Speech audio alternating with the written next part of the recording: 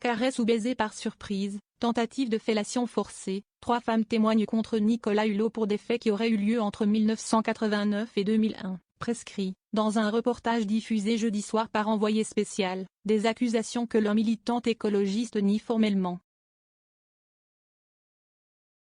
Dans un reportage de 62 minutes, l'émission de France 2 donne la parole à ces femmes, dont 2, Sylvia et Cécile, parlent à visage découvert. La troisième, anonyme, dit être une ancienne collaboratrice. L'enquête télévisée comprend aussi le témoignage de la militante écologiste Claire Nouvian et revient sur la plainte pour viol déposée en 2008 par Pascale Mitterrand, petite fille de l'ancien président, classée sans suite car les faits étaient prescrits. La veille, Nicolas Hulot avait nié formellement ses accusations d'agression sexuelle et annoncé quitter définitivement la vie publique, pour protéger ses proches et sa fondation des retombées d'un lynchage. 4 ans de travail sur le plateau de l'émission C'est à vous de France 5, 2 heures avant la diffusion du reportage sur France 2, l'animatrice d'Envoyé spécial, Élise Lucet, a expliqué la genèse de cette enquête télévisée.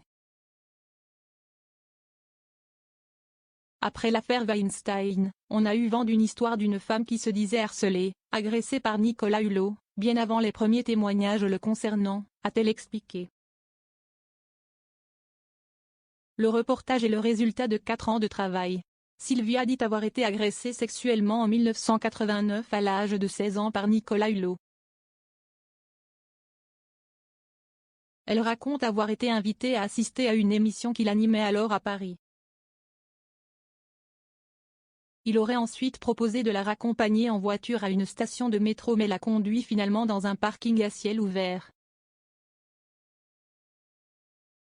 Et là il sort son sexe, il a pris ma main, il m'a demandé si je l'avais déjà fait avec des garçons, raconte-t-elle. Il me force à lui faire une fellation que je ne fais pas réellement parce que je crois que je suis tétanisée. Elle ajoute n'en avoir parlé que bien plus tard à sa mère et à un ami.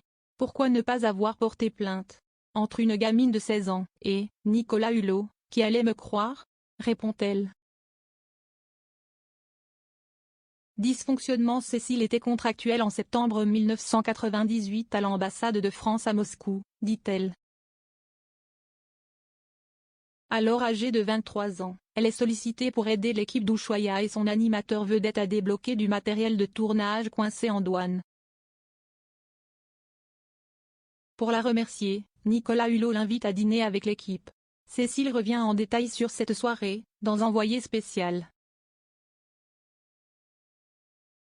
Elle est dans un taxi avec Nicolas Hulot. Il se jette sur moi, il essaye de m'embrasser et lui touche les seins et l'entrejambe, dit-elle. J'ai frappé comme j'ai pu, je crois que le plus non plus c'était très clair.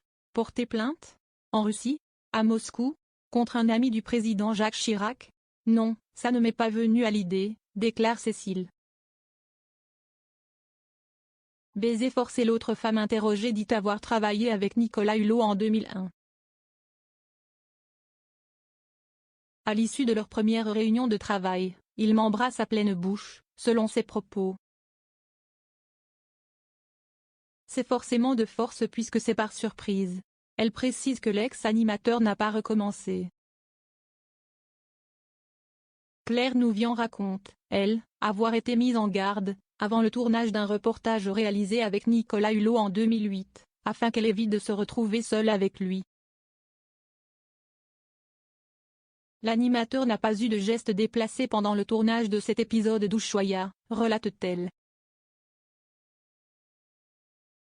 À une autre occasion, il a quand même essayé de m'embrasser, ajoute-t-elle, évoquant un dysfonctionnement dans ses rapports aux femmes. Démenti avant même la diffusion par Hulot. Nicolas Hulot a formellement démenti ces accusations dès mercredi, sur le plateau de BFM TV. Ces affirmations sont mensongères, a-t-il martelé, regrettant de ne pas avoir pu visionner l'émission d'Envoyé spécial avant sa diffusion. Il n'y a d'ailleurs aucune enquête en cours sur ces faits, a insisté son avocat Alain Jakubowicz dans un entretien au Point jeudi. Le doute doit profiter à l'accusée. Élise Lucet dit, elle, avoir proposé à Nicolas Hulot et à ses avocats de regarder le reportage avec les visages floutés, afin que l'ancien ministre animateur présente sa version des faits.